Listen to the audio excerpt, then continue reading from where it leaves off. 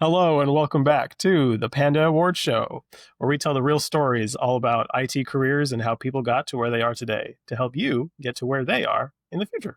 I'm joined with my fellow friend and co-host, Ben. How are you today, Ben? Good, man. How about yourself? Absolutely fantastic. I'm excited for this one. We got a special guest today, someone that I believe is a friend of yours, dear, pretty close to you, Alden Wilson. How are you today? Doing great. Pleasure to be on the show. Good to have you with us. Good to have you with us. We're still pretty new to this, so I don't know how to roll into an intro into talking about you. But let's roll the intro song and get the slides going. And play some ads. If you want to buy some ads, reach out. Yes, this segment is sponsored by the need for sponsors. We got baskets that were woven under the deepest seas.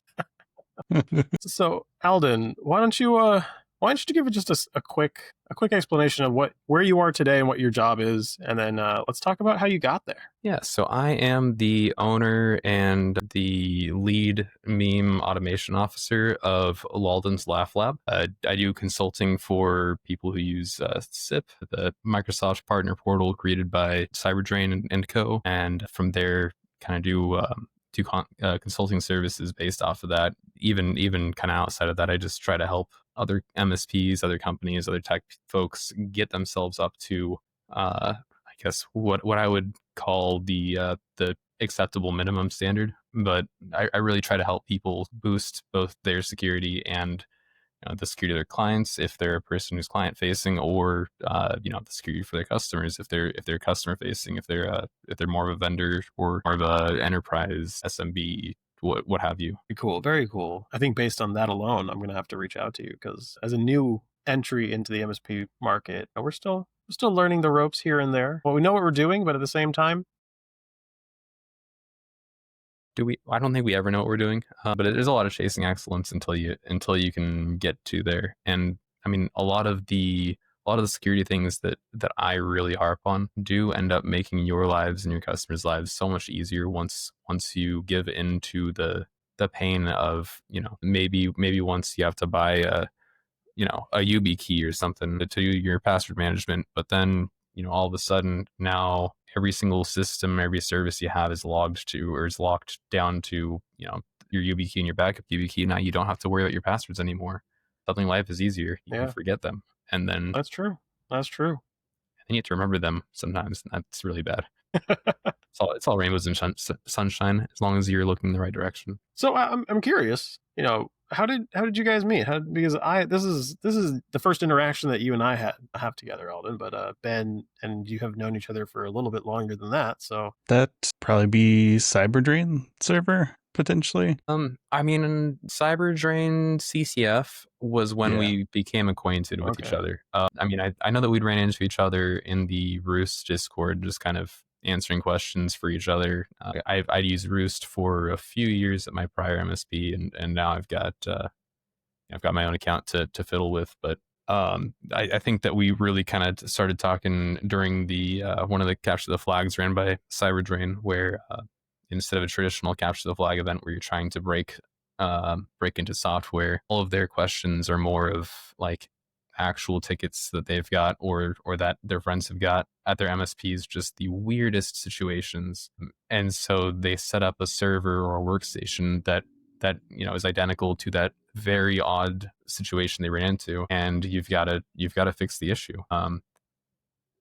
And I mean, it's seriously one of the greatest things that I've ever done. I wish that all my coworkers at my old MSP would try it sometime, even though maybe you don't like to bring work home or what have you, but really being able to find the solutions to some of these abstract problems, especially when the solution is sitting there right in front of your face, is such a great skill to have. Being able to adapt that to the daily life of being a technician, either an in-house or MSP or what have you, but being able to find these really absurd solutions to problems is so cool. Is so useful to have. It's a little painful at times. It's a lot of late nights and just banging your head against the wall, but you'll mostly come out for the better for it.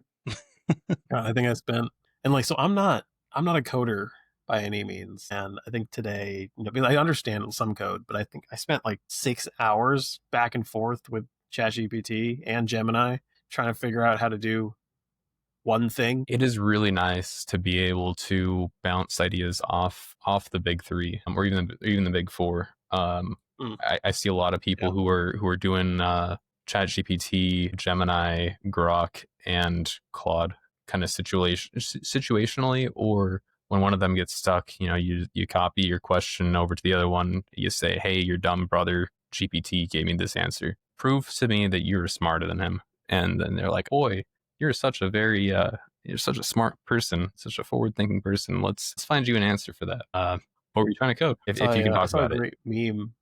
Just I think today or yesterday, it was like when you ask a stupid question and the teacher yells at you, but ChatGPT always says it was a great question, says you're the best person in the world. If I could marry ChatGPT, it'd be done yesterday.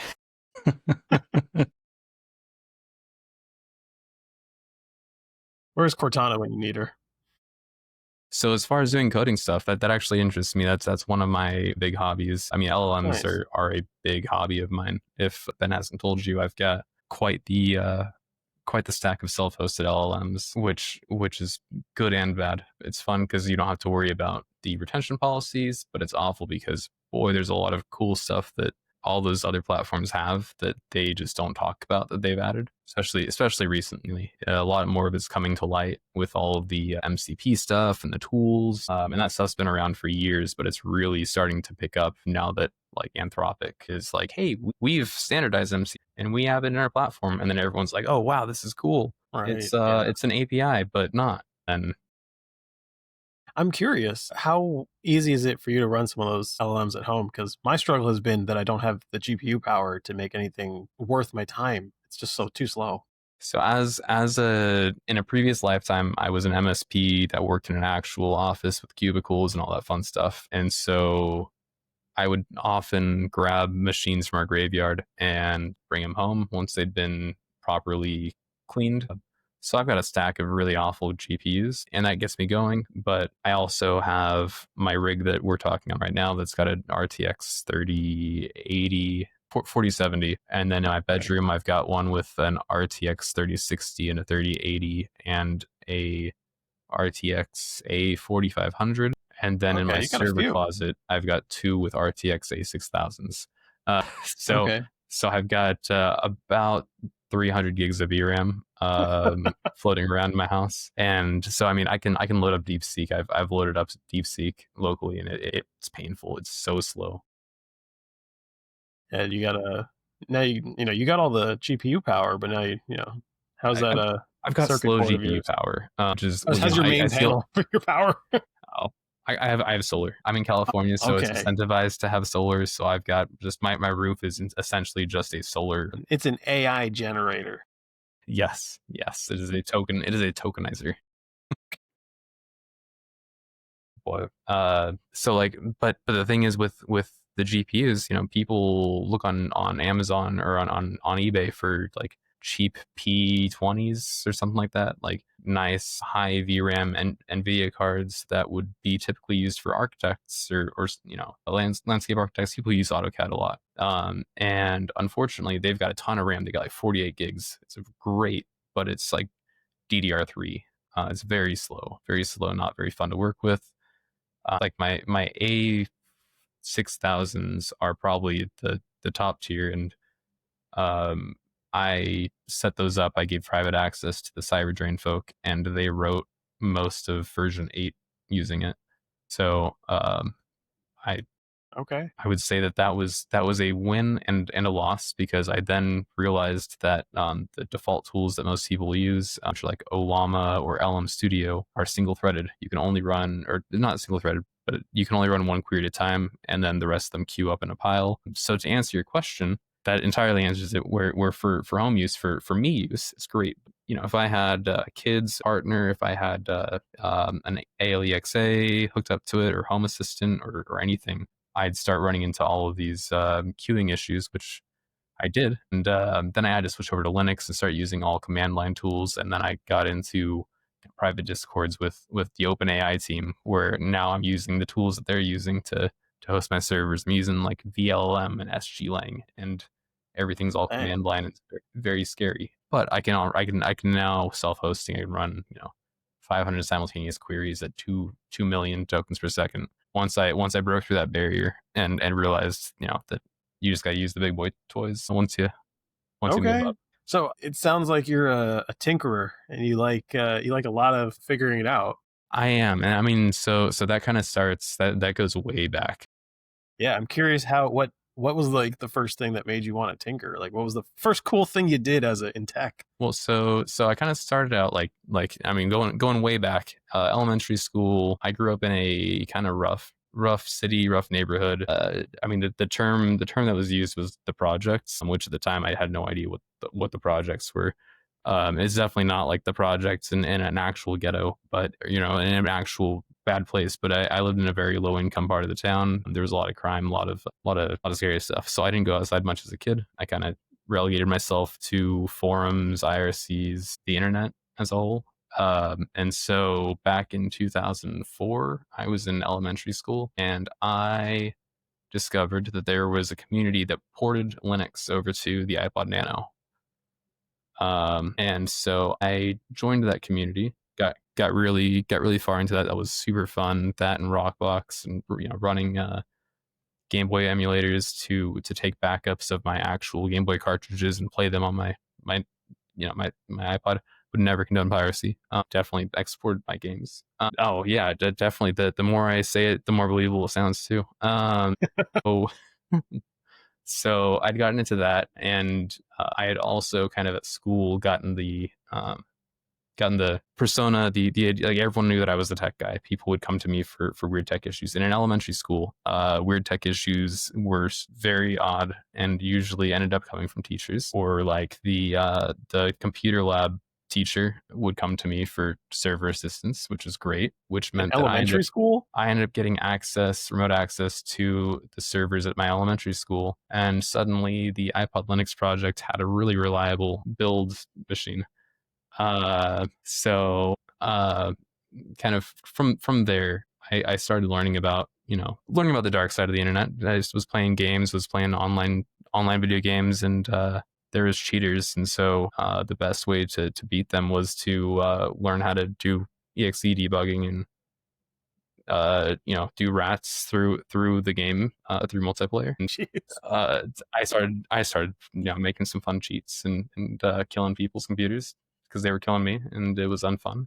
You just one up them, a little bit of a spicy trait. So yeah, and then like outside of that, my clique was very much like the emo kids, the goth kids, which the piercings on my face obviously kind of speak to the fact that it was definitely a phase, but I still haven't grown out of it. So I mean that was kind of the younger life, but that's really what kickstarted my whole interest in tech was doing that. I mean, from there though, like I had a traditional school experience minus the traditional parts. That's just like that's such an early age to be able to do some of that stuff. I'm curious, how did anybody that you were interacting with realize that you were young, or was this back when everyone assumes that everyone's 35-year-old male living in the park? This is all when we were 17, female California, in chat rooms, but I didn't really have people that noticed me really until like 2 or 3 years ago. I was very visible in the space, and in most places I was more of a lurker than a contributor. Okay. And I mean, started off early and started off kind of strong with that. Also used to, along with that, totally breaking the rules here, but fortunately I was wearing pants there. My parents split when I was super young, so I had a very interesting experience with that as well, but that kind of led to that whole tech thing. My mom was very against it, my dad was very much for it, but I had a one week per parent. And so when I was at my mom's, I was like, I was outside skateboarding and then finding a place to hide and pulling out the devices and starting to crack away at them. My dad's house, it was very much like he was off dating and I was just doing my own thing until I was like 13, 14, and he dated this girl who was the top female shooter in America. And so I became a world record holding speed shooter. Damn. Okay.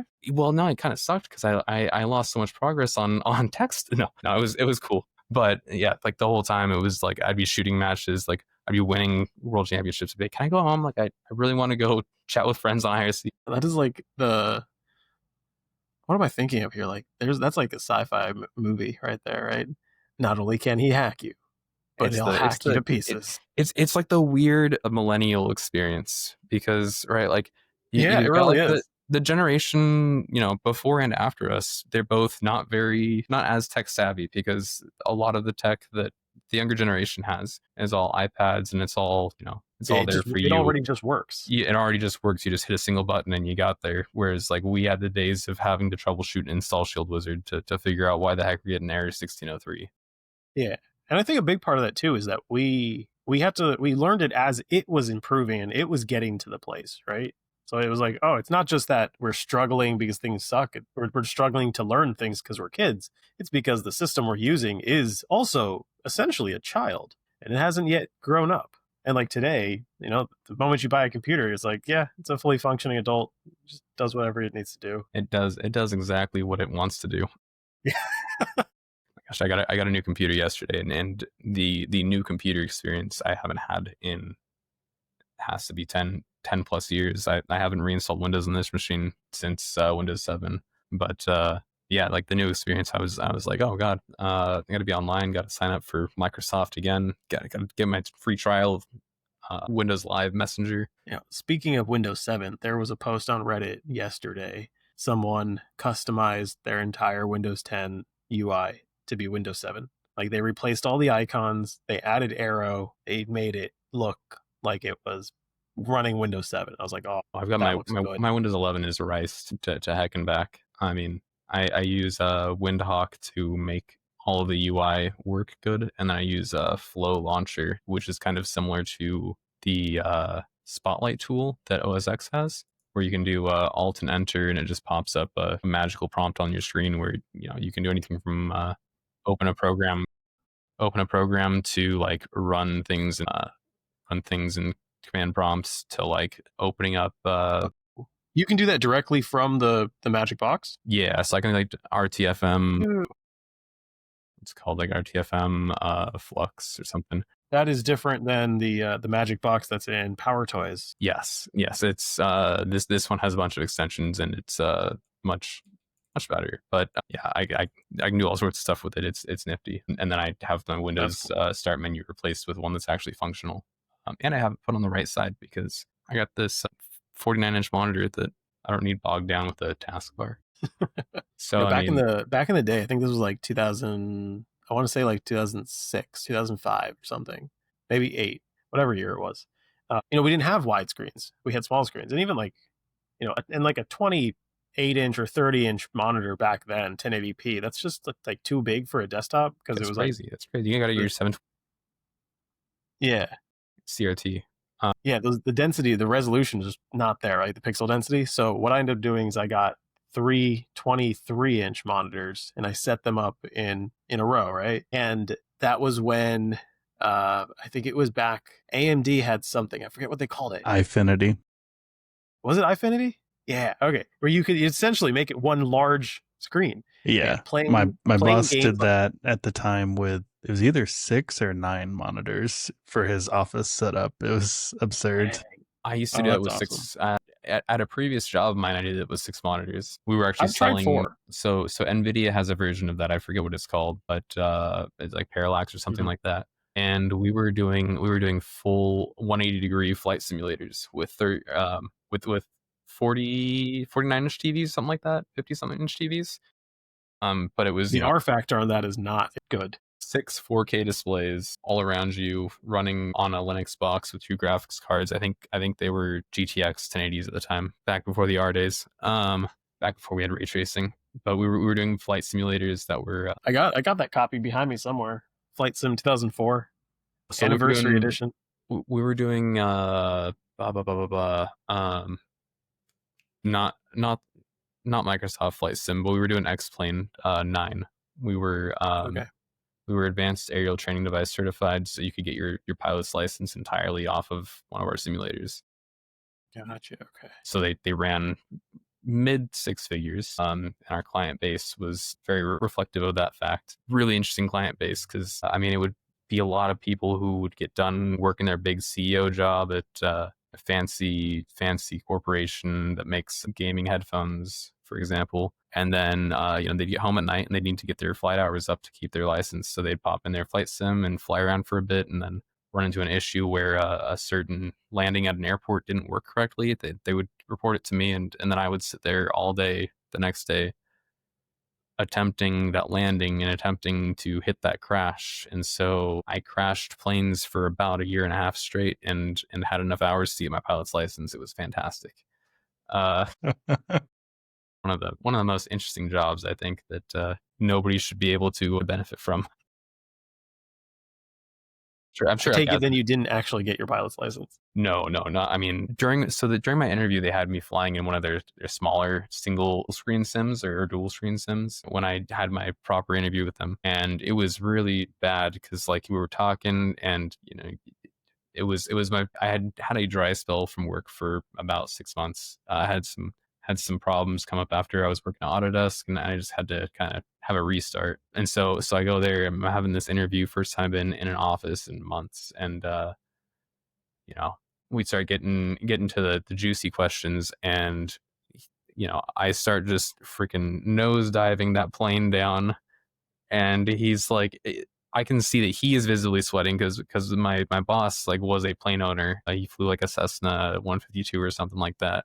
Serious? Whichever one of those has a 152, but he was, he owns and flies a plane regularly, so he was watching me just go from 30,000 feet down to the ground and landing on the airstrip while he was asking me give me a time where you messed up and how you handled that type questions. I'm like, oh man, I never know what to answer for these because like I'm the best. You just said this right here where I'm crashing the plane. Well, no, I landed perfectly, but he was like, my God, my ears hurt just watching that. And when planes descend or when they ascend, like your ears pop, and they have a certain rate that they can ascend or descend, basically, like as a rule. Because if you ascend or descend faster than that, like the passengers are gonna just be extremely nauseous, and they're gonna have insane ear pressure, probably blowing out your drums because you have changed the pressure too aggressively, which is something I didn't know before I worked there. It's a fun fact. Fun. It's always amazed me when like a fighter pilot can do a quick climb or whatever they call it, a vertical climb. Well, I mean, they have like extreme pressurization in their suits. Yeah, but still, I mean, the amount of tech that goes into that, right? To make it possible. It's got to feel, I mean, just the launch of like an F-15 or what have you, just like, because they take off from my airport as well. And like they get going, and then it's just like, Yep. It's the like, hockey stick takeoff. I drive a Tesla. I know that 0 to 60 feeling, but like not the 0 to 300 feeling. That's got to be a whole different level. Yeah. So kind of jumping back to how I got to here. So I actually ended up doing MSP stuff in high school. My dad's girlfriend at the time, now his wife, had a tax company a few cities north of us, and she had a dude who was a lifestyle MSP that was taking care of her. And so she kind of threw me under his wing. I was like 16. I was doing some AP deployments at hotels, putting together desktops because he was the person who he would buy like desktops off of Newegg, like not assembled, buy a case, buy a processor, buy a motherboard, but much before the days of going to PAX or Ingram and just getting a device that's already done for you. And so I was doing a lot of that for a while, and I kind of rode that one out until I was like 18, 19. Then I worked in a call center, and then I moved. Everyone there that I worked with that stuck around about 2 weeks after I left ended up getting moved to corporate up in San Jose. And I kind of bummed for missing out on that one, but you can't think about those things. Because now those people are all getting laid off after 20 years of working for that company. Wow. I'm curious though, with a call center, we often hear that call centers are a great first step into the door. Like you get your A+, you get your foot in the door at a call center, you learn a couple things, you start learning how to talk to humans, and then you can become a sysadmin. I'm curious if you felt that way. I agree, and I've watched that path happen with probably 10 of the people that were on my desk out of like out of the 80 or so. I don't know how many exactly. It's just a number kind of pulled out of space. There were quite a few who slacked, who did the bare minimum, like at any job, especially with that many people, and it being a call center. It's extremely easy to just get by with just doing password resets and not wanting to move up to understanding the systems. But at the time, I definitely came in there, from early discussion, I came in there with definitely a lot of experience, a lot more experience than most people there had. And really the experience that I was missing was the intrapersonal skills. I could code the PBX. I was working for a VoIP company. I could code the PBX by hand if I wanted to. I could have hosted on my router if I wanted to, but I sure as heck could not have taken a phone call from a dude who ran a funny video store and talked to him while he was selling a cassette of thicker than a Snicker 3 to a customer, and forgot that he had a screen share on. So it was a fun experience. I ended up building a custom dashboard though, like a custom interface for everyone to use, to kind of better assess situations, get to like call forwarding, things like that quicker. So I got a bit of a name on the call center floor. I can't say that name on camera because it's really offensive, but I definitely got a name. And then from there, I kind of started getting noticed, and they moved me over to partner support, which was an awful choice on their part, and why I left. That was because I was used to the very, very crazy speed of a call center where you're getting just call to call, and your entire day is just 4 to 10 minute calls of resetting passwords, apologizing that somebody's had a bad time with your service, and fixing their voicemails or telling them how to get to voicemails. Or if I was lucky, I would get some really cool architecture for coming up with a crazy sprawling phone tree. But it went from that to I got moved to enterprise partner support, or ETAM, and I would get one call a week, and usually that one call was like, hey, we need help setting up our Sonic wall, which to me, a person who had only ever worked with Linksys routers and Netgears and stuff, was just a nightmare. I mean, yeah. Looking at it from the from the ground, you look at a Sonic wall interface, and you're like, I don't. What's an NAT translation? Why are there so many rules? Why are you denying so many things? What are you doing with your life? Crazy how complicated it can get.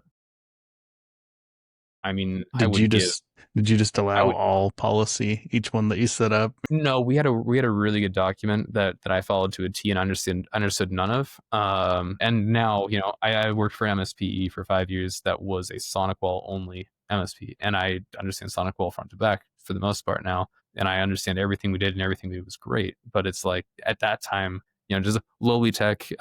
We were selling, we're selling 454 RTs or something, like just some super basic and Netgear routers was what we would typically package with the phones at the company that I was at. And so like going from that to enterprise support and having to work with those, or having to try to understand what someone was talking about when they were talking to me about a Cisco switch, and that they were doing, VoIP flagging on the ports and stuff. I'm like, I still don't know that stuff. So don't go there.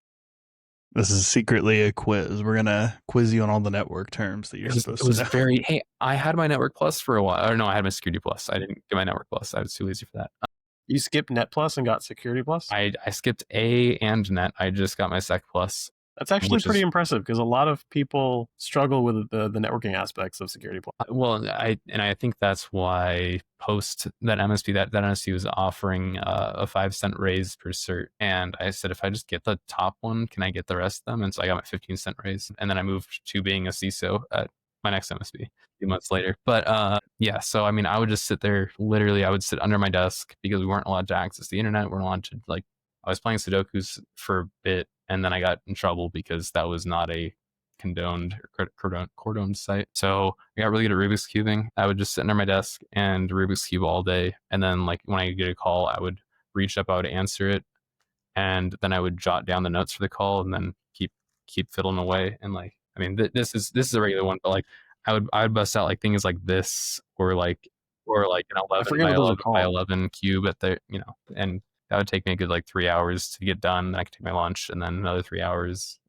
But I would just sit there on my desk and I would talk them through the UI, and like people were like everyone else on the call center floor were very freaked out. They were like, "Oh, this kid's weird," but also he just explained to somebody like how to create a new user, a new group, a new call tree. Like he was able to say it's the fourth option down, and then you go to the second one that's going to say voicemail box, and then if you switch out of that and then go back to the first one, it'll leave it on that option, and like you can then secretly press 5 to jump out of that and drop back into the IVR. And everyone's like, "Oh God, this guy's crazy." Was there anybody else on that team, or is it just you? There was another guy, and he was very much an enjoyer of vegetables. It's smoked, and so I mean, he was just relaxing all day. It was good for him too.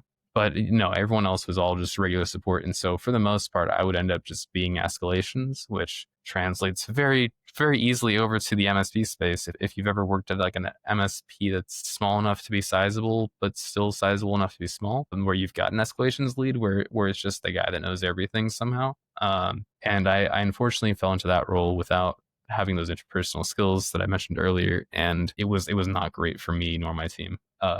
Took a long time to fix that. If you don't mind me asking, what was your process for fixing it? Was it hard knocks? Did you, study a bunch on like how to interact differently, or what was your path there? Doing a lot of this, honestly, not necessarily broadcast and recorded, but sitting on calls with people in Discord or sitting in on Teams calls, and then learning how to speak up without being a tool, which was a completely different like there are steps. There is sitting there in the chat being a wallflower. There's being in the chat and saying, no, you're wrong. And then there's a learning how to sit in the chat and say, yeah, that's a great idea, but what about this aspect?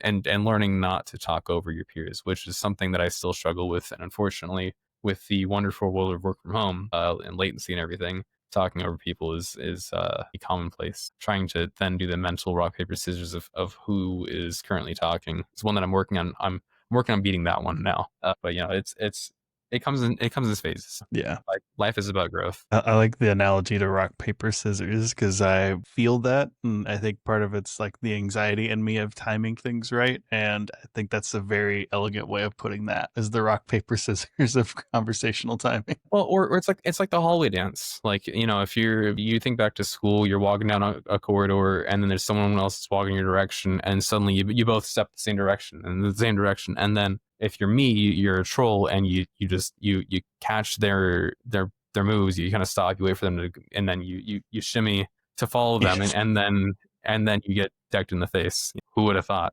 It's very akin to that, except you can't predict it because of the latency. You think you got 16 milliseconds like going up, you got 16 milliseconds going down. So that's 32 on both sides, 64. That's basically half a second or more than half a second that you're battling with constantly on these calls. And that's assuming you guys all have amazing internet, which the chances of that in a modern work from home world are rough. Yeah. A lot of people definitely aren't nerds in their off time.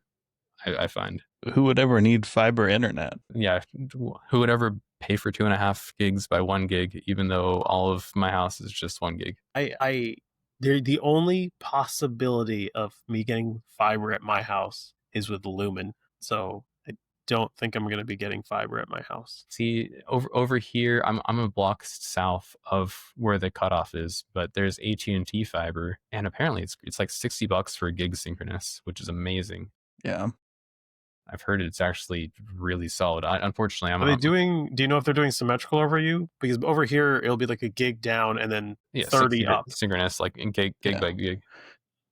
Nashville area where I moved from, it was symmetrical, and man, I had like one outage, and it's because someone blew up an RV by the main data center in the area, which, that put a damper in most ISPs plans, but yeah.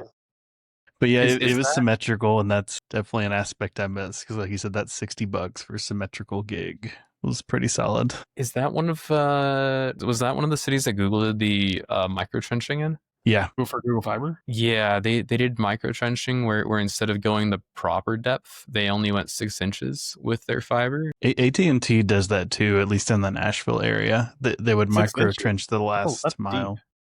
6 inches is deep. I've seen 2. I've seen surface level micro trenching.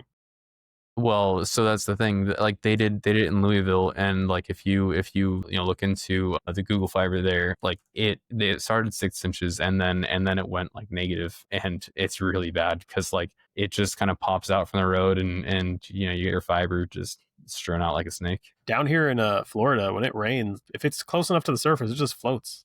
But with all that said, I think Google Fiber is doing 10 gig symmetrical now. I'm just like, I mean, I think they fixed their problems. Yeah. In like newer cities, but where they had started doing the micro trenching, which I guess they're having to pay the city back like a substantial amount because of how they destroyed most of the city. Yeah, the Louisville incident was insane as far as that goes, and kind of a lot of people learned from that. Yeah, the one I get jealous of too, I've got my boss in my last MSP moved to Chattanooga, Tennessee, and their electric co-op runs fiber, and you can get 40 gig at your house for a couple $100 a month. So I had a customer. Is that like straight Ethernet? Not even regular fiber? It's fiber, yeah, fiber to the house. My gosh. So I've seen in some areas, because the municipality that runs fiber is so small, they don't run your I can't remember what it's called at all, but essentially you're just getting like Metro Ethernet direct to your house. Yeah. No modem needed. Just I was like, I'm not familiar about that aspect. I've also seen in the Lebanon area over there, we had a customer that got DSL over fiber, which is a really weird setup. My dad has that as a backline. He lives out in the mountains in Montana. I mean, he's got Starlink. And then I've ran unified point to multi-point throughout his entire property because he's got a wedding venue and he's got a resort type deal. But their backline is their backline is copper, and they get about 128K. It's good enough to load Facebook mobile, like the proper Facebook mobile interface that we used to have on cell phones.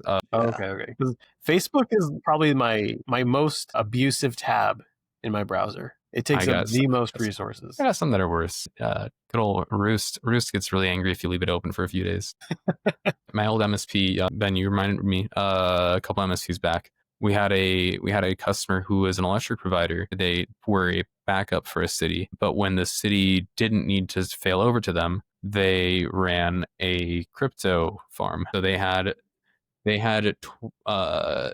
32 C trains, each with a /24 on the subnet, and the entire C train was a 256 4 devices, and you could go and rent one through a website, and you would get crypto from that, and they're sitting there generating electricity, and then when the city had a power outage, your miner would go down, and they would just take that and funnel back to the city. Beautiful. It was a beautiful business prospect. Amazing business idea. They did very well. And the only issue was that they had a lot of compliances to keep up with because they were doing both crypto and city power. Yeah. That was my third MSP, technically my second, but I lasted there 89 days. They were a great MSP. I didn't care for working for a big MSP. They're one of the large conglomerate ones. And so the one that I had worked for had just recently gotten acquired by the parent company, and the process of switching from being just a small MSP ran with love to one that was ran with a lot of tape and rules and stuff like that was just very rough for me. I didn't make my 90-day tenure. That's when I left and left for iTech, where I really kind of got my foothold in an online presence and a physical presence. We were very much encouraged to join things like the MSP Geek Slack. At the time, we were encouraged to join MSPs R Us, encouraged to join basically everywhere, because we had known that having eyes and ears everywhere really helped, either if you were having an issue or if you were if you wanted to prepare for an outage. The first place you look is Reddit. First place you look is the Slacks or the Discords. You see that some major providers down. You're like, oh well, there goes my Tuesday. Yeah, and that's across America. I'm just gonna answer calls and tell them that the internet's down. The big black box is broken.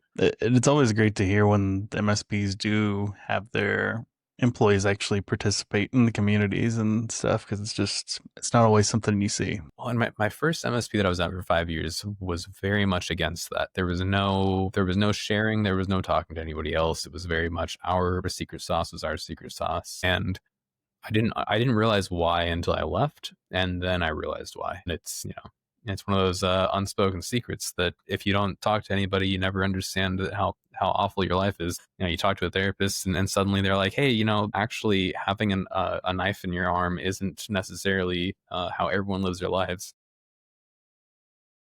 Yeah. So were they just trying to keep you from like chatting during the day, or they didn't want you even if it was outside of work? Or there was no talk outside of work, which was why the 15 or 5 cent raise for getting a plus, Security Plus, and Net Plus was a thing. I heard the Sims remediated that, and they do have 2 of their 27 employees on the Roost Discord, which is nice. But they're still very quiet, and because of that, they very far behind the times, which was really scary for me jumping into 2021, seeing Azure for the first time. Like very, very scary. When I talk to people who have been in that ecosphere for years, and I'm like, wow, this is crazy. MSPs are weird. Excuse me. Because like you find the ones that are around for 25 years, and it's really great. They're keeping the doors open. They have happy clients, and then you look at what they're doing, and you understand they've been open for 25 years because they're not doing anything. Maybe they are, but there's so many people who aren't, which is why I love doing the consulting or the pro serves, is really helping these people who are stuck thinking that trying to be better is going to be difficult, where you've got tools like SIP or Roost or Imibot or any of the other like big little MSP tools that really drive you forward, accelerate you at an insane pace. Wish there was more knowledge sharing, not just because the one thing that's crazy about the MSP world, like I'm in Orlando and it's a pretty dense market, and I know 5 or 6 MSPs. I know some that are in the same zip code as me, and we never run into each other. We don't even compete in the same industry practically. And so it's like, what's the harm in just talking, sharing? Well, I mean, from what I found in my last MSP, which I really do appreciate iTech for drilling it into my head, is that we're not competing. We're maybe we're competing over customers. Really, there's a lot of MSPs, or at least this was my experience there. A lot of MSPs are very either focused on their vertical or focused on their maturity level. And so, if you get a client who's not at the ability to be as mature as you need, as you desire for your clients, you want the ability to sleep well at night. You want somebody who is okay with having multi-factor authentication. If you've got a customer who's a mom and pop that can't do that, then by golly, ship them over to your nearby MSP who will take anybody and do a soft handoff and treat them like a friend, because they're fighting the same fight that we're fighting, which is keeping people's businesses running, making sure that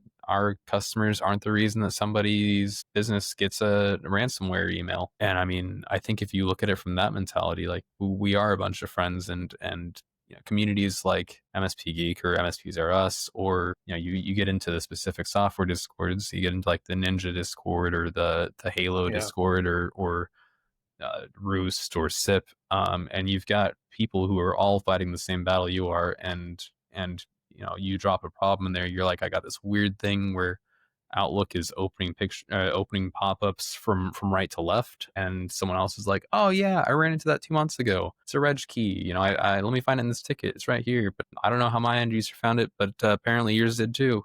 Bye. I mean, I think I was at MSP GeekCon last year, where we were internally having a bug where our time zones on our devices wouldn't stick. So if we'd moved, they would switch back to Pacific, and then they would kick back over to like Eastern and then back to Pacific, and that would break MFA. Time-based is based on how many intervals of 30 seconds have passed since January 1st, 1970. plus a little bit of additional math. But doesn't it do that in UTC? It does, but when your device thinks that it's on PST but switches to EST for no reason, and then you end up being a few hours off, which you can have a code that'll work in 3 hours. It's great for 3 seconds. I ended up having that bug though, and I was talking to Kelvin Tehlar, and he not only had ran into that bug like 2 weeks before, but had a running like Teams chat with a Microsoft engineer, and he was able to message that guy and have him push the fix over to our tenant. It was, it's one of those things where if we weren't in the community, if the community weren't a thing, we weren't such a tight knit yet open, open source knowledge community, I mean, I'm sure that it would have taken us months if we ever got it solved. Yeah, if ever. It would just be like, it's a proper problem, deal with it, nothing you can do. I've got a pal who accidentally locked himself out of his Microsoft tenant, and after 6 months, he finally got Microsoft to remove the conditional access policy that locked him out of there. Then you know Brian Simpson. Yeah. He had a long, arduous 6 months of not having access to his email after trying to set up SIP and messing up the conditional access. I need to hit him up because I've got one of the really old developer tenants that's basically infinite E3, and I got locked out of there, and I don't have a password for it. No. I mean, he had to call Microsoft over and over and over, to the point where I think he was messaging me saying like, I accidentally cursed on the line, and after 3 hours of waiting on hold, I talked to this person for like 3 minutes. I cursed and they hung up, which I completely understand the frustration there. That's why you just have to drink more bourbon while you're sitting on hold, start dancing to music. Maybe I'll use 11 Labs AI and just set up automated calls to I mean, now both the Pixels and the iPhones have the wait on hold for you settings.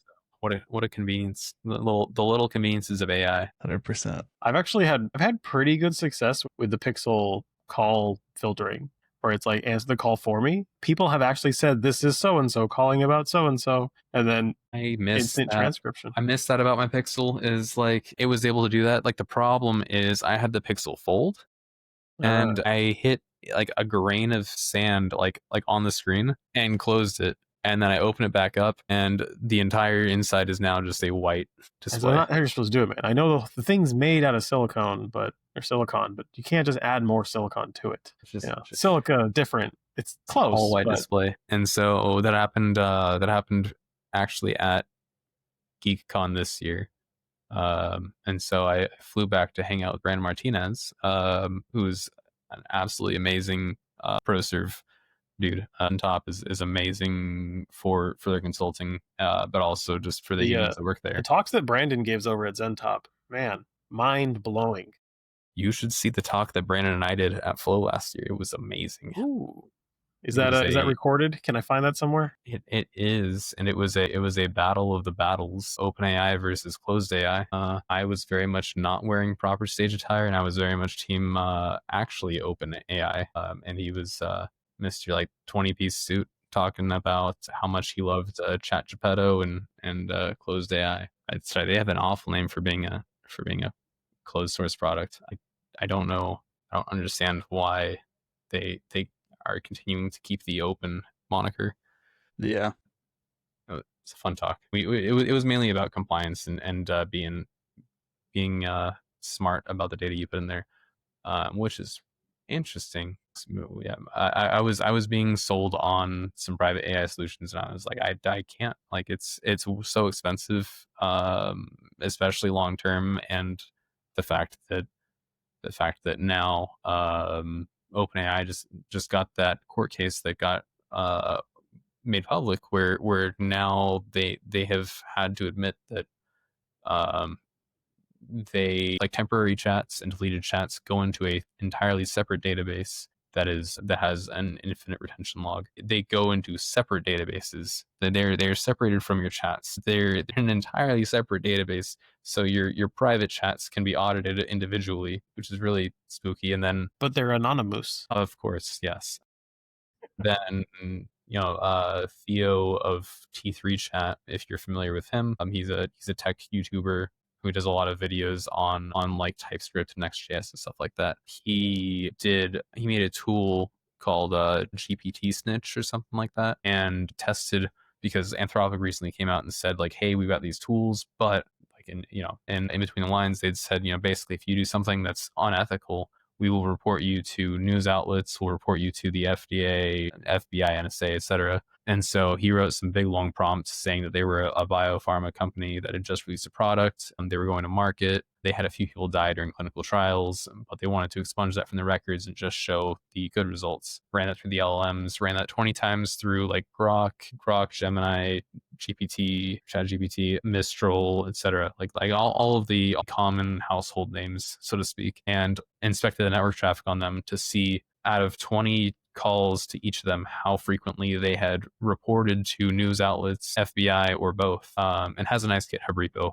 called like GPT Snitch or something like that, and it shows that like gosh, I don't remember who is like the worst, but I believe Grok was one of the ones that like 20 out of 20 times reported all prompts to the media and to the government, essentially, which is really scary because like you talk to a ChatGPT type thing in LLM and you kind of expect a level of one-on-one intimacy, like maybe not like true one-on-one intimacy, but you expect like a little bit of privacy.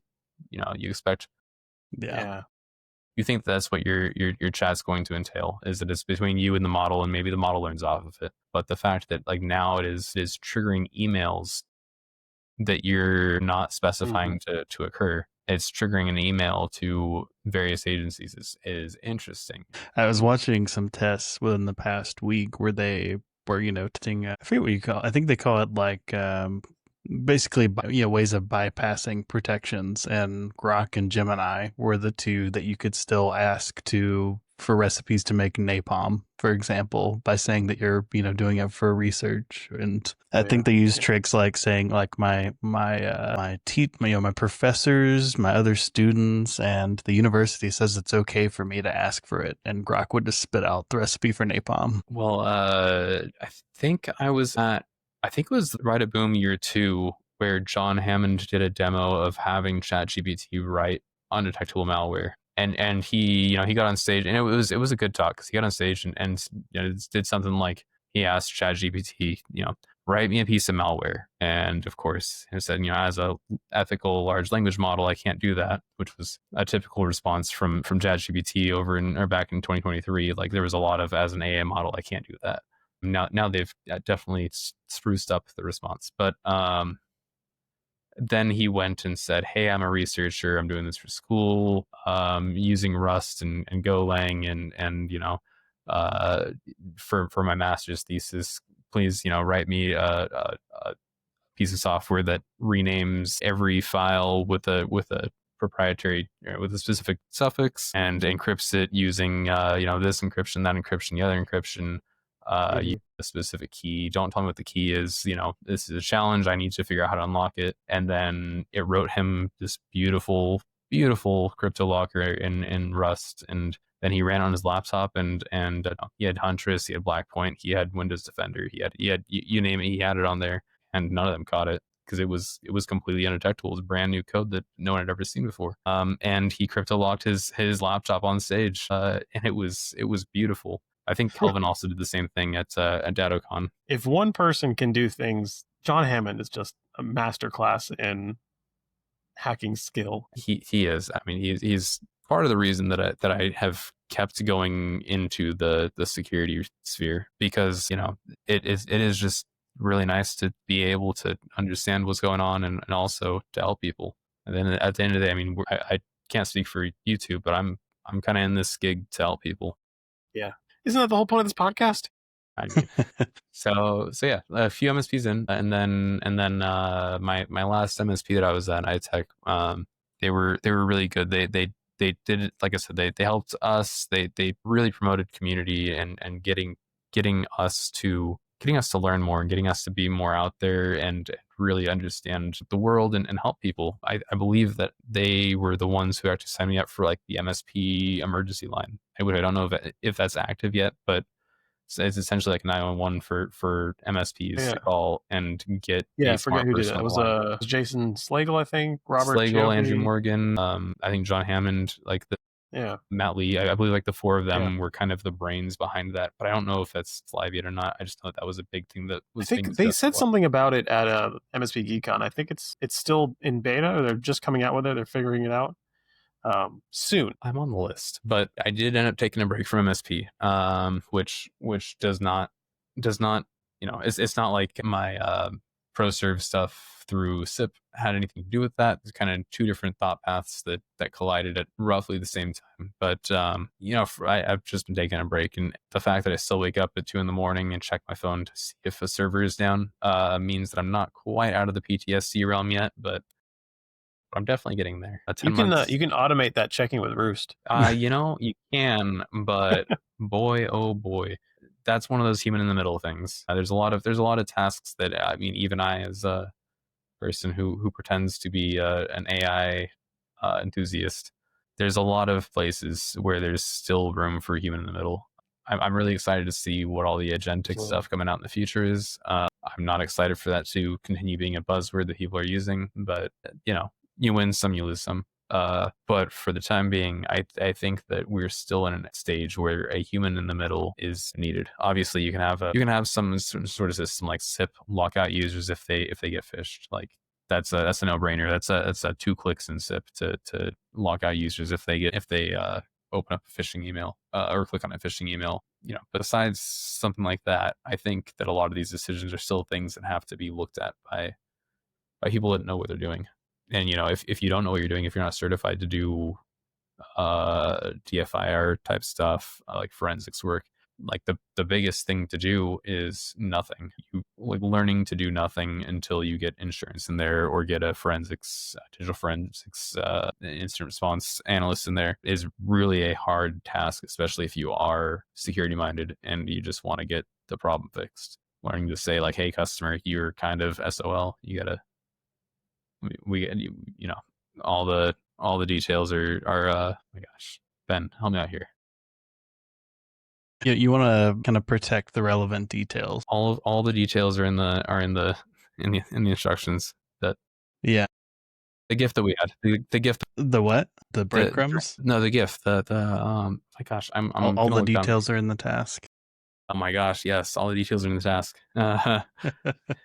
That right there is a life motto that nobody wants to know. But yeah, I mean, I don't know if I should. I have a slightly different thought that, to clarify, I think a lot of times in some of those situations, there's opportunity to, like, if you have an email compromise, change the person's password. That's not going to affect the data that's there about the attacker and what's going on. Like, you got to like contain there and then bring in insurance, that sort of stuff. Yeah. You stop the bleeding and then you bring in the insurance. Yeah.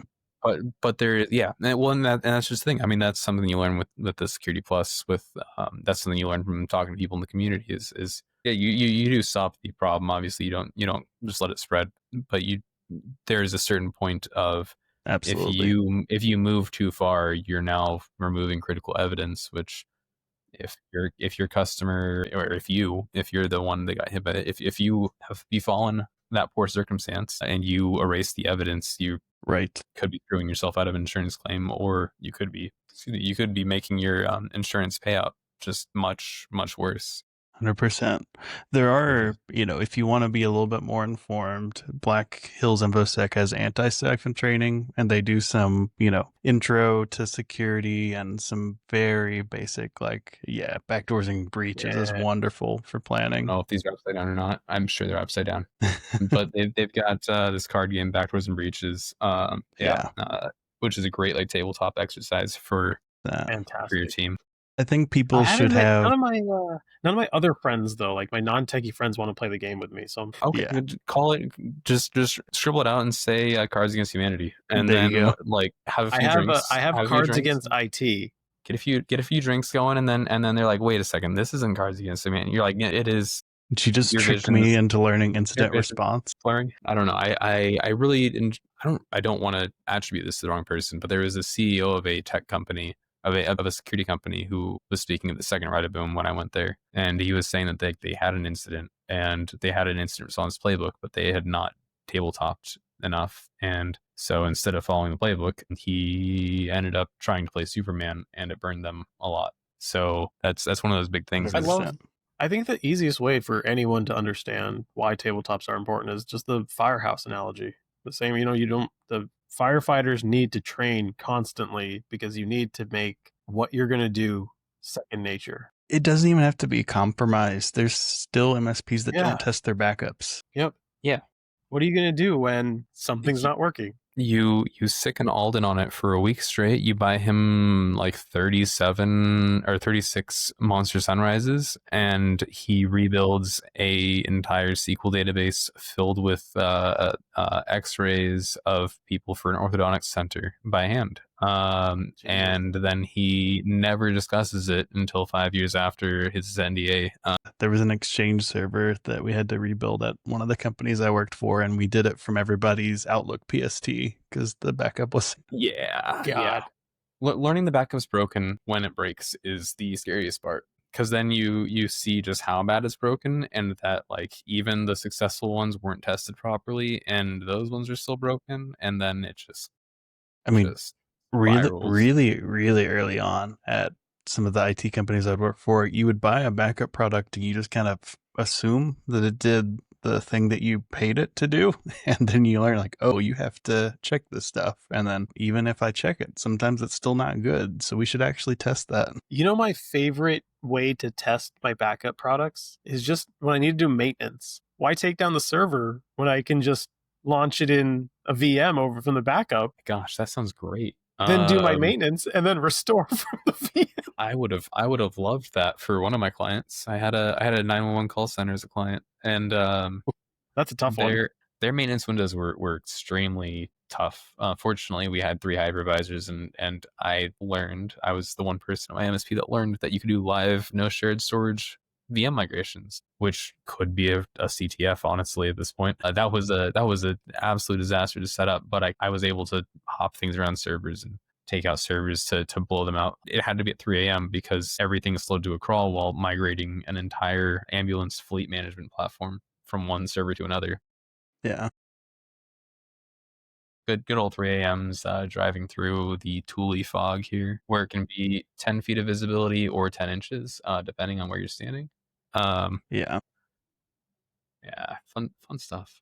But yeah, overall, I was trying to think. Where were we? You were an MSP or 2 in, I think, in your journey, and then we may have went on a little bit of a tangent, which is... So I started MSP, and then I went to a call center, went to Autodesk, did some development on AutoCAD for a bit. I worked on the installer. I got it to not require admin privileges to install, which was fantastic. And then the next major version required admin.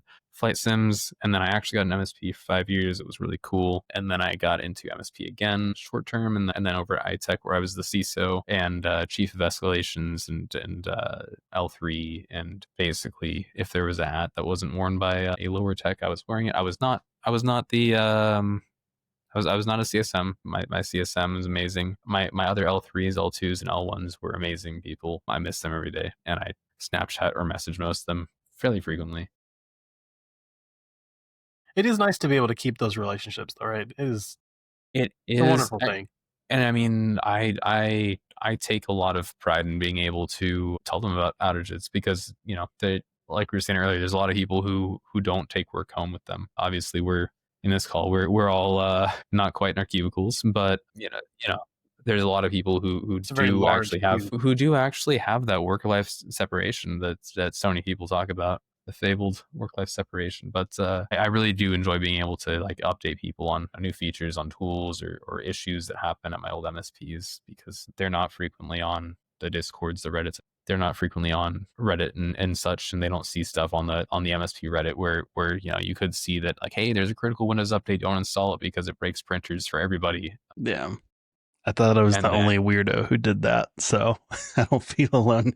Hey, old MSP coworkers, you should probably look at this. You should look at You should not update QuickBooks. You should not pass go. Don't update Windows. Cancel that Windows update. Please block it. Use this tool that I built that you guys are still using, that I know you're still using because I have metrics in there. Don't, please, don't be a goofball.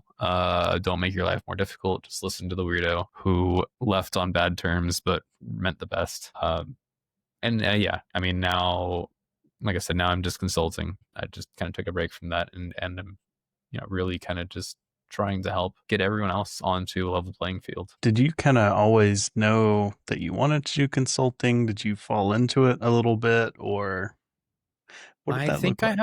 I've got a, like in third grade, we had one of those, like, what do you want to be when you grow up type deals. And I wrote on there, I want to work for Norton Antivirus and I want to make the best antivirus in the world. And so I didn't quite hit my goal, but I kind of think that, how things have shifted over time, I'm where I wanted to be as a kid, which is really weird. It's weird to think, like, I know like most people had like aspirations to like be a NASCAR driver, or an astronaut or something. And I've actually met some people who have accomplished those goals, like through working the flight sim place. Everyone else that there like went to Lockheed Martin and now work on space stuff, space things. So like, yeah. So I guess to answer your question, yes, I somehow did end up where I wanted to be, just not. And I didn't know that this existed because, quite frankly, it probably didn't exist back in 2003. Sure. I don't think we had MSPs. I think at that time it was more just like IT shops or the PC guys incorporated. Yeah, no, the MSP that I worked for, I think 2006, somewhere right in there, they were first starting to look at that whole MSP thing that other people were doing. So it's a weird market. I hear of a lot of companies that have been around. The one that I was at, my first MSP was around for 25 years, but I believe when they started, again, they were a, corner city computers or something like that. Like you go in there and my computer's slow, and then they would run 1,000 different tools that just add more malware in there, but clean out your cookies and yeah, run CCleaner, run Avast, and remove them and call it a day. And you come back in 3 months later saying it's slow again. Yeah. Like, yep, needs constant maintenance. Yeah. And I mean, now we're sitting at the era where Microsoft's web browser is actually good and their antivirus is actually good. What happened? I don't know. I think I was asleep during that time because I like left my first MSP where we were very strict third party AVs and NBRs and whatever the heck other acronyms exist, all the TLAs. And then I go to a place where it's like, we're using Windows Defender because Windows Defender is good. And, I'm like, We're the best. These guys are dumb. Windows Defender is awful. And then, you keep playing around for a while and suddenly like, you end up, my gosh, where is it? Oh gosh. You end up with the gosh darn like Microsoft Defender handbook, which my buddy Brandon like has this Defender.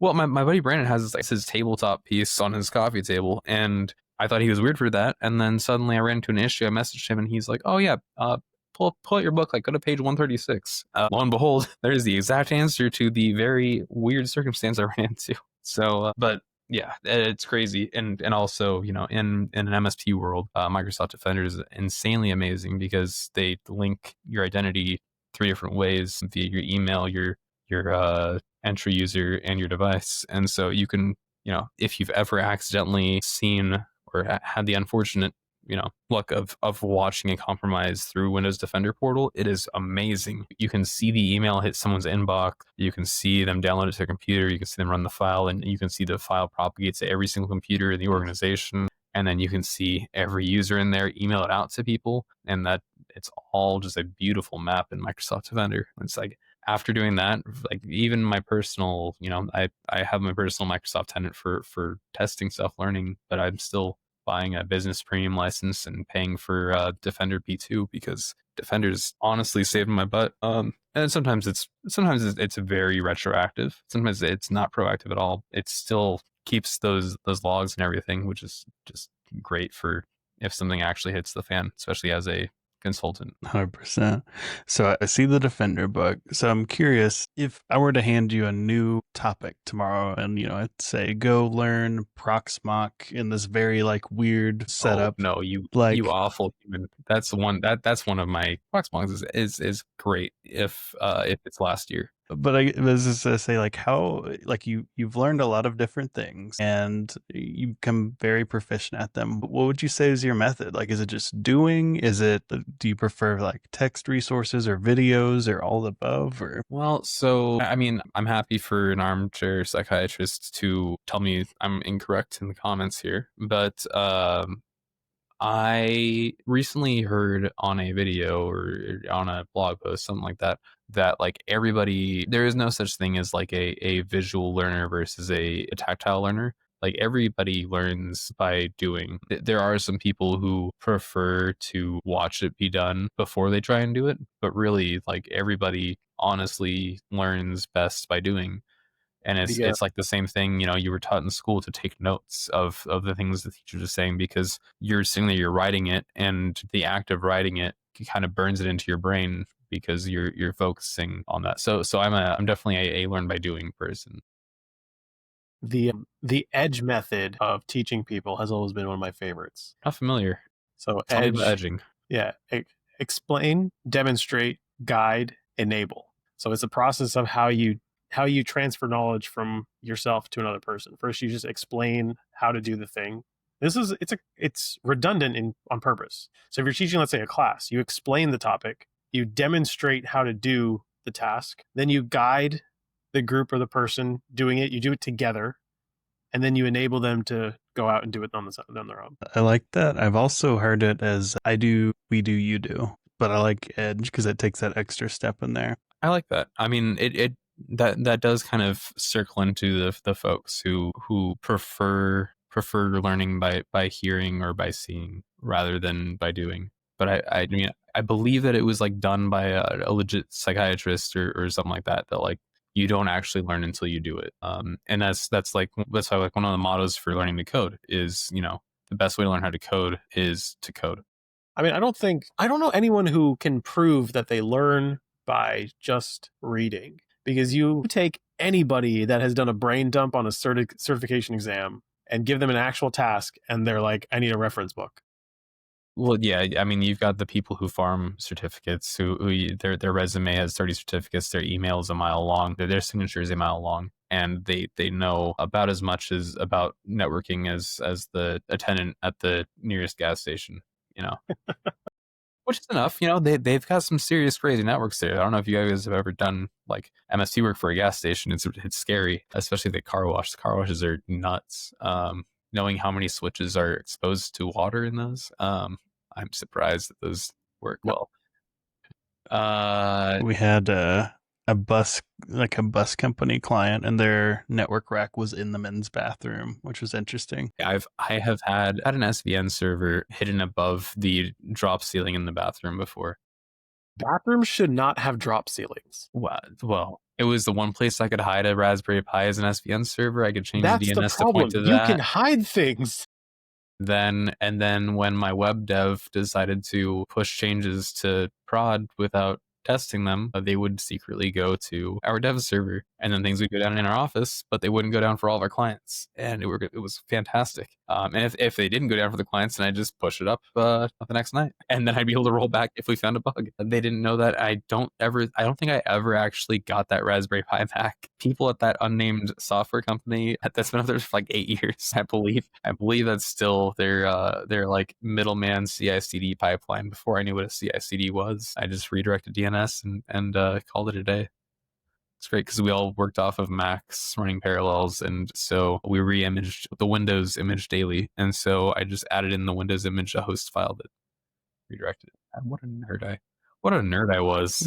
Boy, I'm glad I'm not a nerd. Was? Yeah, no, just was. The terminal on my arm is purely aesthetics. That is for everyone that's not watching the video, that is a tattoo of the terminal cursor. Yeah, I was gonna say I've got it's a less than sign and an underscore. It's fantastic. I've had many ransomware one-liners written on my arm.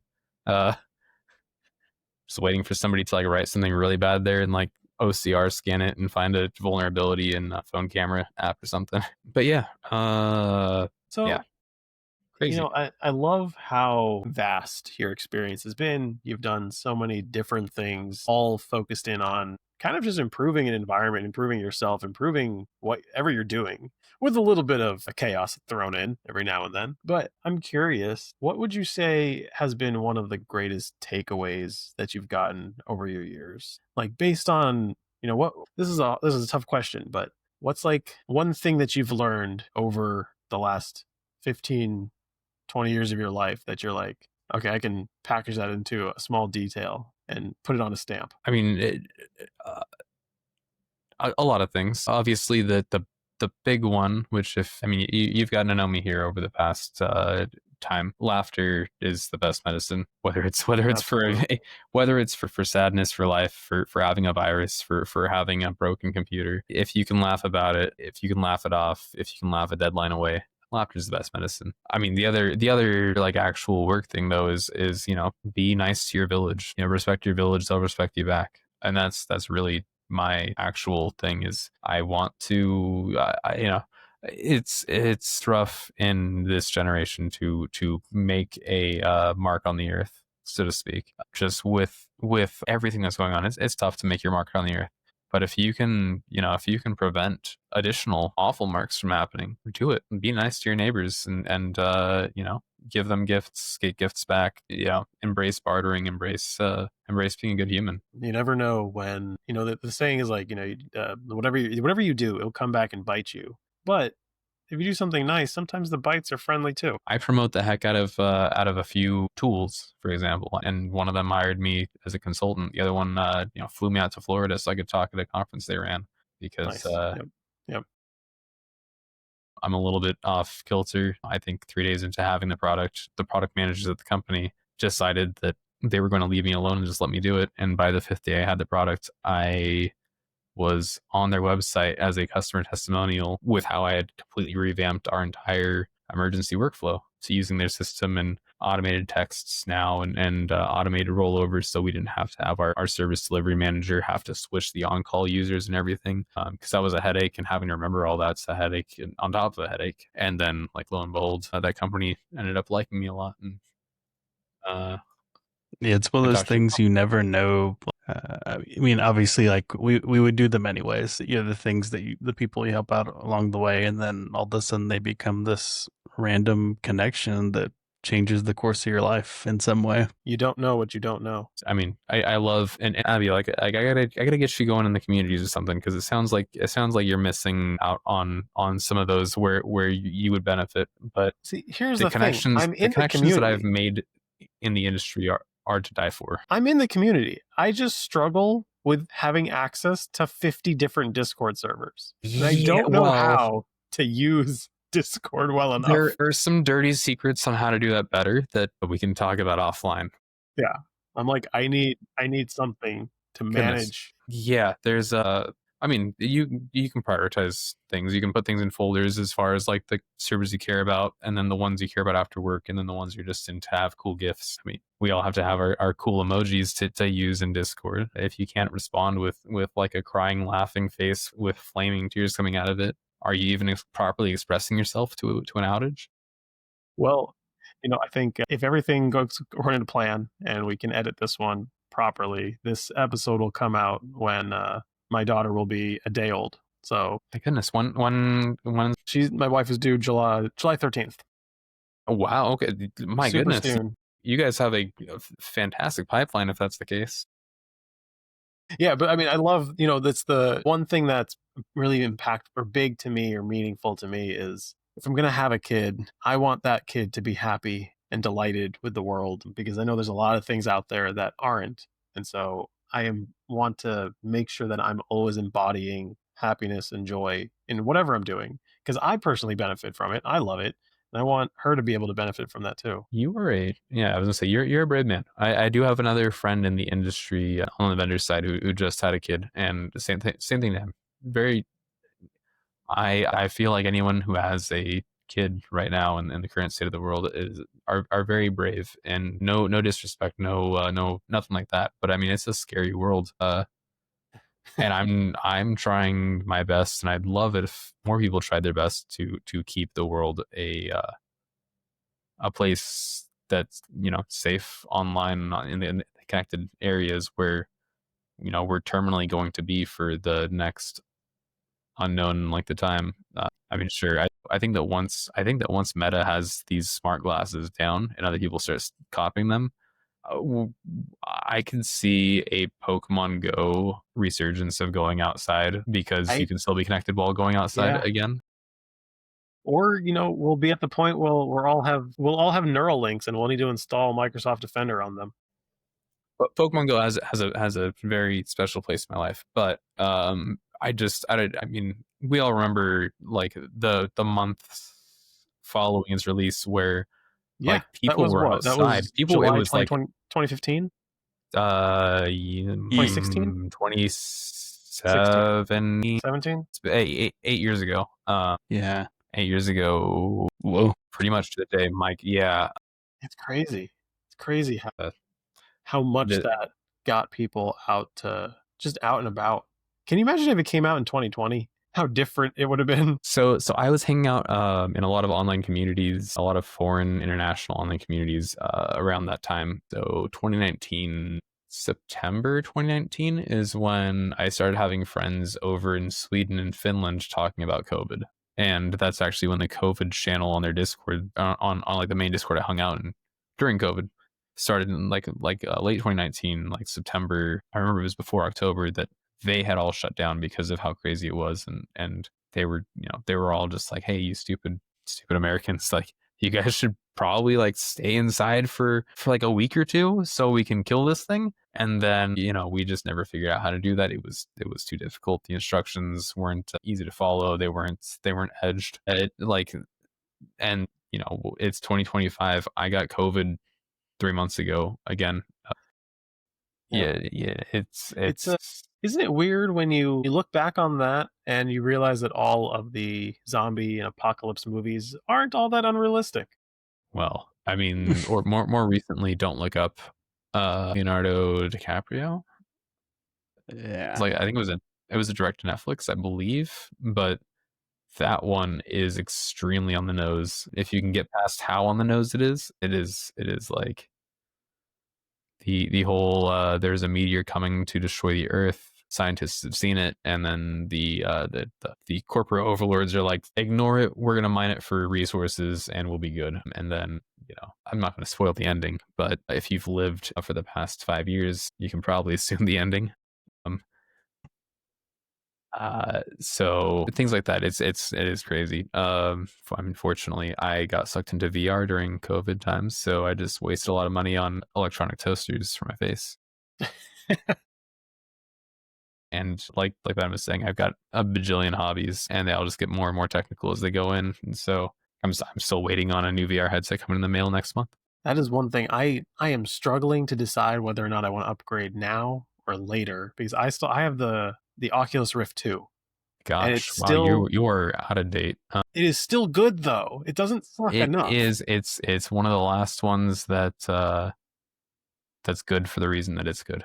And I didn't have to buy it. I won it in a contest, and so I'm like, for inside out tracking.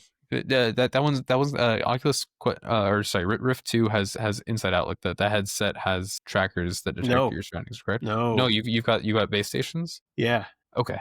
Yeah. I think it's one of the last ones that was like the only way to do it. I think back then when it came out, the tech to have it on head was not a thing. Well, I mean, it was too heavy, or like they couldn't do the power consumption. The index exists, and I say while having almost every headset that exists. I only have 5. I have some friends who've got some weird, obscure ones with like mouth tracking and stuff. But I've got a set of the, my gosh, what is it? The Big Screen Beyond 2 that I just purchased. If you're not familiar, they're same form factor as like diving or like swimming glasses, like swimming goggles. They're about half the weight of an iPhone.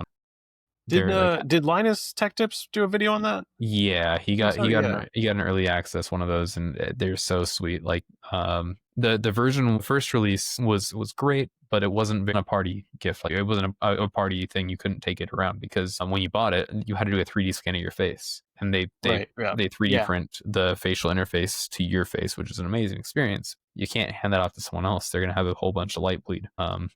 With the new ones, they're now doing like a generic face gasket along with the customized one, and then it's lighter and stuff. And over here, I mean, where I am in California, I am in the one place, or the area of California that isn't California that you think of, is essentially the desert here. So like with it, being a high of 114, a low of 75 most days, like an index or a rift or a quest is like way too excessively hot if I'm not just like sitting there with the fan on me. And because as a side gig during COVID, I helped out with a company called Stress Level Zero. They made the games Bone Lab and Bone Works, along with some other ones, but those ones are very, very movie and very, very tactile for VR. There's a lot of reaching, and there's a lot of reaching up, putting your hand in a ceiling fan, and then getting your fingers devoured. So I removed the ceiling fan in my living room to compensate. Obviously, the best solution. And how my living room is way too warm. I just love how crazy it's been with how fast the tech is advanced. That's one thing that I find just perplexing. Well, I mean, check out the folks over at Oculus at the time really did, Palmer Luckey did a great job at making a headset that worked. And then he sold it to Meta, and Meta has pumped, tons of money into it at a loss because it's a great advertising platform. And then now, Apple has made a headset that is inaccessible to almost anyone. I've heard it's fantastic and it's great because you can wear it out in public and you look like you're walking, you're a Martian or something. But yeah, the market for VR is actually awful. And like for VR developers, there are no AAA studios. There's no working for Infinity Ward or something, and just knowing that you're going to keep getting paid for producing trash. I feel like that the only way that really becomes the true mainstream perfect VR solution is when we get to the Ready Player One state, right? Like you've immersive. Got that. You've also got the point where architecture firms can like take VR headsets, and they can like build HoloLens is amazing. Yeah, I mean, the functionality of what you can do with a HoloLens but the resolution enable you on the job for frontline workers, absolutely freaking amazing. Well, and I believe Oculus or Meta had done that as a demo for the Quest, was that they were showing people like going to do a house inspection and looking at like a leaky sink, and they would do like a augmented reality overlay showing, look here, the pipes are probably right here, like that sort of thing. Cool. And so I think the enterprise adoption is really the last needed part for it to take off, because I mean, this is what the third time that VR has attempted to be a thing. Obviously, this time lasted a lot longer than like the Virtual Boy did. Yeah. Like I've got a Google Cardboard that I got that's Star Wars themed. I got it for free back in the day. And I showed my grandpa like the app on my phone where you get to ride a roller coaster, and his mind was blown. Man, if I could show him like the crazy stuff I see in VR chat, I think that he would actually have a heart attack. But I still have a photo of my my coworker at the time riding the VR roller coaster in the phone. Well, I always see like they've got the VR rigs at the hotels in Vegas and stuff. I'm like, I wish I could come in with like a green mindset and be like, this is the coolest things in sliced bread. But alas, like I've sat many a night in VR, just like sitting on a roller coaster going 1,000,000 miles an hour and being like, oh, I guess I have my VR legs now. This is rough. I still think Beat Saber is the best thing in the world. Well, during COVID, Beat Saber, and there's another one. There was a shooting one, but those are both like amazing sources of exercise, especially for those of us who are desk dwellers. Yeah, and I'm one of the lucky ones that doesn't get nauseous at all when I do any VR stuff. And so I'm just like, yes, this is finally for me. Like, I can do this. Recall, I think it was before the Oculus Quest came out, there was a guy who did running in the 90s, and he made like a custom track for it that was the width of a football field, at the length, whatever. It was like 90 meters long, and just the whole map was him like running side to side aggressively, diving to slice blocks. And like he had a pocket PC, and that was like right before the Oculus Quest came out, and then they rebranded everything. But yeah, what a crazy time. And now like the Quest 3 is really good. I enjoy mine, or what I've used of it. Lots of testing game crashes still. So it's always just crashing things in the support world. What will crash today?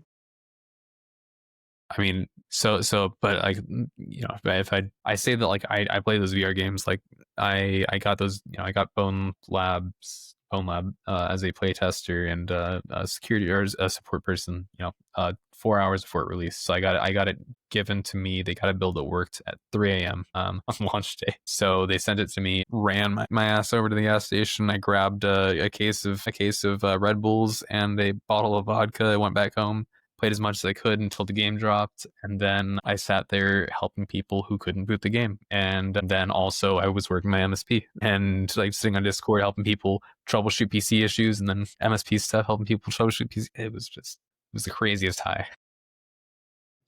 The things we do for fun. And that's why, like, my main console right now is a Super Nintendo.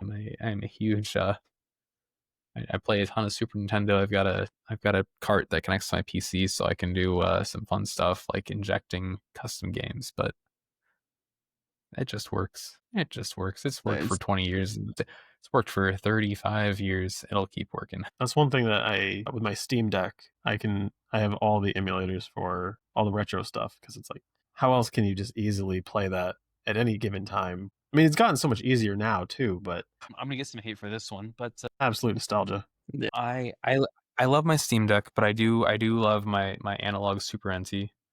Nice. With the cart of Mario that I have in here. Just because it does have a HDMI out. Yeah. But it still runs the game native. So I can go to the store and buy an overpriced copy of Final Fantasy 3 and play it. Awesome. That's kind of my story. Thank you for coming on, Alden. It's a pleasure as always. So if people are looking for you, what are you up today? I know you got some consulting going on. What are you up today, and where can they find you? So essentially, talk to me. If you haven't caught over the past hour and something of us shooting the breeze here, I do like to talk a little bit. I like to spread some ideas, and I like to learn ideas. Teach me something new. You can find me over at tree.laaldon.xyz. There I've got links to my GitHub, LinkedIn, Discord, and various other methods of contact, along with a wonderful picture of me that's 100% AI generated, yet has been my work picture past few jobs. And for one day of the first Flow conference was everybody's picture on the app, and so just the entire page of speakers was just me. Getting more and more cursed as people had screenshot and re-uploaded the picture. Well, thank you so much for coming on. We'll definitely get that in the description, and we'll see everybody next week. Yeah, wonderful having you on. Great conversation, Alden. Pleasure being here. Have a great evening. Take care.